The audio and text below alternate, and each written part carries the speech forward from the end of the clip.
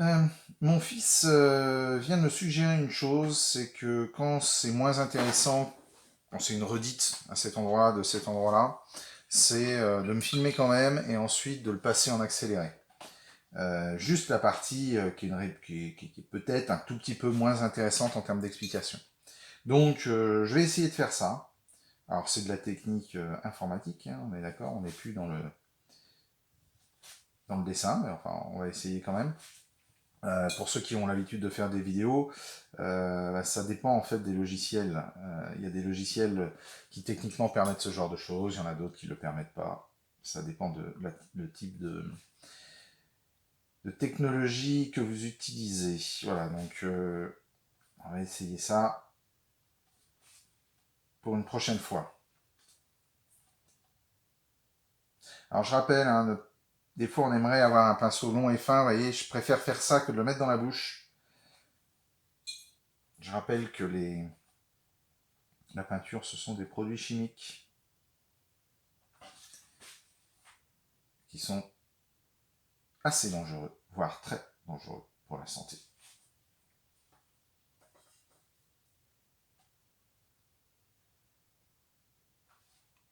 Voilà.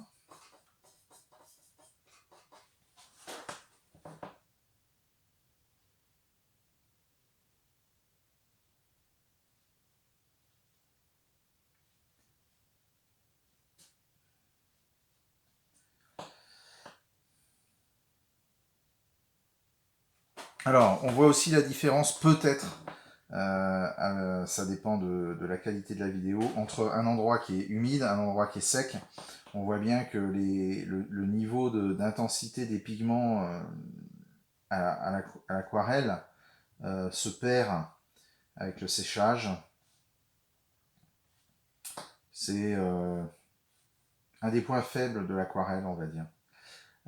Parce qu'ensuite, le vernis à l'aquarelle n'est pas évident. Il n'est pas toujours possible. Les produits qui existent ne posent, enfin, c'est pas qu'ils posaient problème les produits, mais en fait, ce qui se passe, si vous voulez, c'est que si, si je mets beaucoup de vernis à cet endroit-là, ça va être légèrement brillant parce qu'il y a beaucoup de peinture. Mais si je mets la même quantité de vernis ici où c'est blanc, le papier va absorber le vernis et ça sera mat. Et on se retrouve avec des zones brillantes et des zones mates. Et c'est pas joli. Donc on peut mettre un peu de vernis pour retrouver l'éclat des couleurs, mais après on se retrouve avec d'autres problématiques esthétiques. Alors qu'on peut ne pas voir quand c'est sous une vitre, donc après ça peut s'atténuer, mais pour ça il faut faire des essais et trouver son bonheur. On voit bien maintenant la différence de couleur. On voit bien que ici j'étais quand même très fade. Ici je suis sur une couleur qui est beaucoup plus intense. Si je prends le modèle, vous voyez, on retrouve. Alors évidemment, ça sera jamais les mêmes couleurs. Enfin, ça peut être les mêmes couleurs, mais on s'en rapproche quand même nettement. Alors là c'est plus rouge, là ça l'est moins. Mais quand je regarde moi les modèles sans passer par l'appareil photo, les couleurs sont plus proches dans la réalité que avec ma vidéo. Je sais pas pourquoi. Là, ça a l'air très rouge, et là, ça l'est moins, et en regardant, c'est moins rouge. C'est l'interface numérique. Donc maintenant, je vais faire toute cette partie-là, je vais continuer. Donc je reprends. Et ensuite, une fois que tout sera sec, je vais reprendre une dernière fois toutes les ombres très foncées.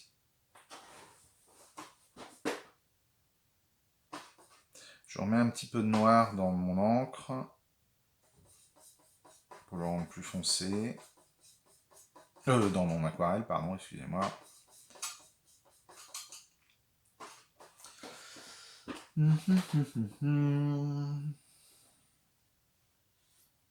J'aimerais attaquer là, sauf que là, c'est pas sec. Je risque de faire des bêtises. Mais bon, j'aime bien prendre des risques. Alors j'y vais quand même.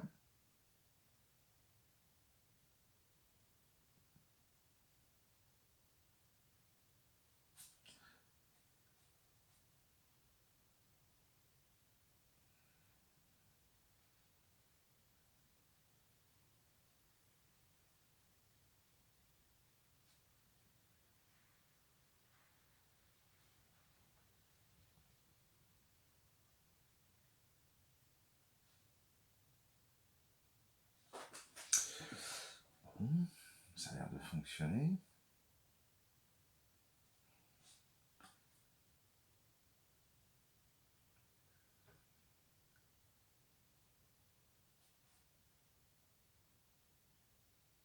J'oublie pas les petits coins, ce genre d'endroit. On va facilement oublier. Je nettoie mon pinceau, je mets de l'eau propre, j'enlève le surplus et je viens mettre la petite quantité d'humidité pour essayer d'avoir quelque chose qui soit pas trop net. Bon, c'est un choix, hein, et ça pourrait être net, hein. L'important c'est d'avoir justement cette notion de... Enfin, pour moi c'est ça que je cherche, cette notion de dégradé.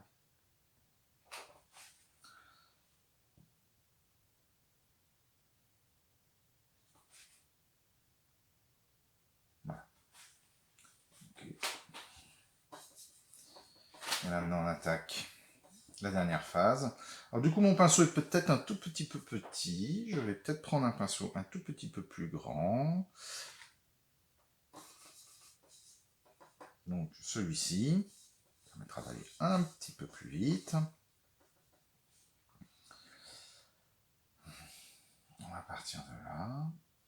Alors j'espère que cette partie-là est bien sèche, hein, de façon à ce que je ne l'altère pas.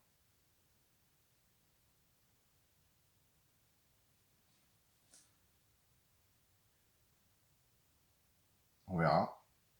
Si ça se trouve, je vais faire des bêtises, puisque c'est peut-être pas complètement sec, hein, même si ça reste toujours... l'aquarelle, ça reste toujours fragile, hein, je le rappelle.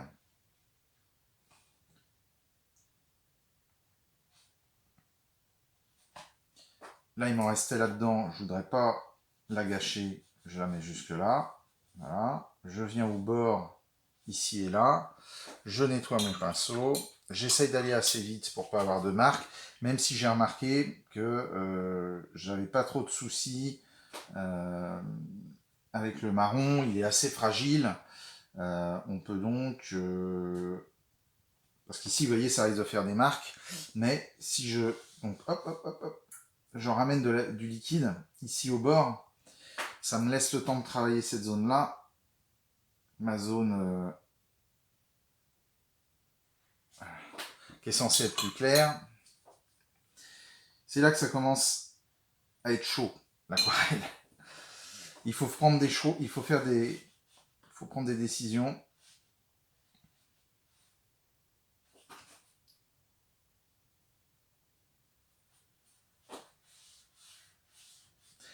Et là, je me rends compte qu'il me manque peut-être un tout petit peu de quantité de peinture.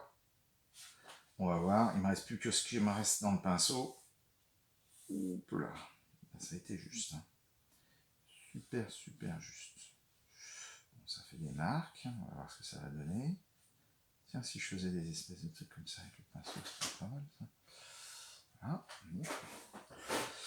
Donc on voit bien que la partie foncée un petit peu pâlie. C'est pas grave. C'est quand même là et je pourrais le reprendre après. Faire en sorte que ça soit plus fort. Tiens, là je suis pas obligé d'avoir ça comme ça.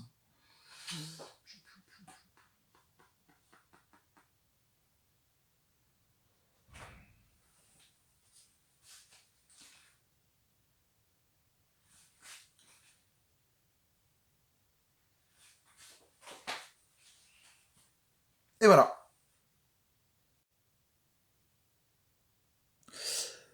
Donc, je voulais vous montrer la façon dont je fais la façon dont je procède pour faire mes couleurs. Donc, je voulais vous montrer qu'il faut de l'eau, beaucoup d'eau. Vous voyez, j'ai amené des gouttes et des gouttes d'eau. Cette quantité d'eau, elle correspond à la quantité de peinture que vous allez obtenir. C'est comme l'huile ou l'acrylique. La matière acrylique, c'est elle qui donne la quantité de peinture, c'est pas le pigment. Le pigment, il est ici, et ça, c'est la masse. C'est la masse qui va me permettre d'avoir une quantité XY de peinture.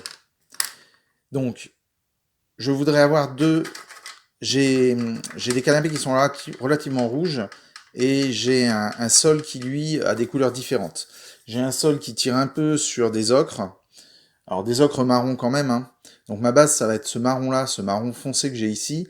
Donc dans mes couleurs, comme ça fait longtemps que j'ai pas fait d'aquarelle, il commence à me manquer quelques couleurs. Il me manque entre autres le marron acajou dont je me sers très souvent. C'est sans doute pour ça que je l'ai plus. Je l'ai dans l'autre palette. La palette qui est là, c'est celui-là. Je peux m'en servir aussi d'ailleurs. Donc là, je voudrais avoir des teintes un peu différentes, plus ternes, moins rouge, tout simplement. Donc je pars sur ma base précédente, hein. En gros, hein, il y a bien deux sortes de marron. Il y a ce marron-là que je suis en train de mettre qui est presque noir avec énormément de bleu. Et il y a mon marron ici comme ça avec beaucoup de rouge. Et vous allez voir que quand je le mets dedans, vous voyez, le rouge réapparaît. Alors que si je mets l'autre, je suis sur une couleur beaucoup plus dure. Un marron froid. Donc, j'ai ici mon marron froid. J'ai ici une espèce d'ocre. Et je vais faire le parquet avec ces deux couleurs. Et ensuite, je les recouvrerai, ce sera sans doute un peu froid, avec une légère couche de marron acajou.